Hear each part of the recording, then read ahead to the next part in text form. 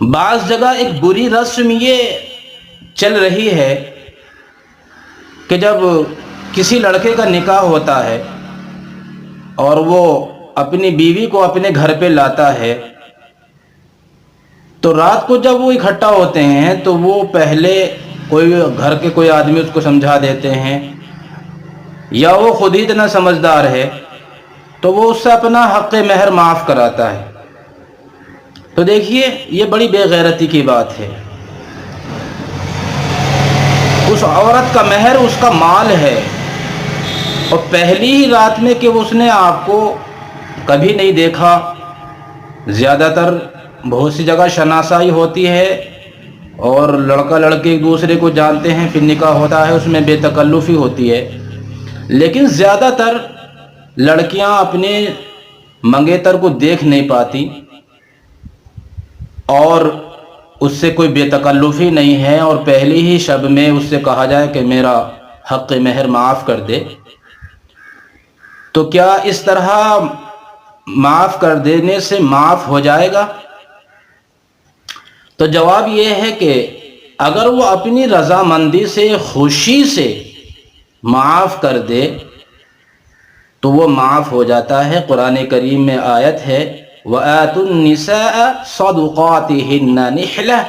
فَإِن طِبْنَ لَكُمْ عَنْ شَيْءٍ مِّنْهُ نَفْسًا فَكُلُوهُ هَنِيئًا مَرِيئًا۔ اگر وہ اپنے مہر میں سے کچھ تمہیں دے دیں تو اس کا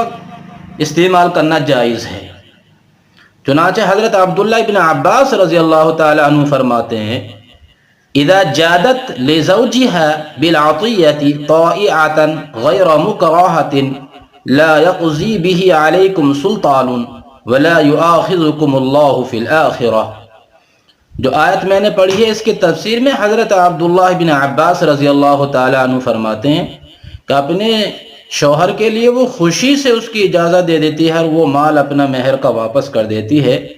اور اس کے اندر کوئی زور زبردستی شوہر نے یا اس کے گھر والوں نے نہیں کی ہے، تو پھر قاضی بھی اس کے مہر کو یہ کہہ کر واپس نہیں کرا سکتا کہ تم اپنی بیوی کا مہر دو، اور اللہ تعالیٰ کے یہاں بھی پکڑ نہیں ہوگی۔ لیکن اس کے اندر یہ صاف لکھا ہے غیر مکرہۃ،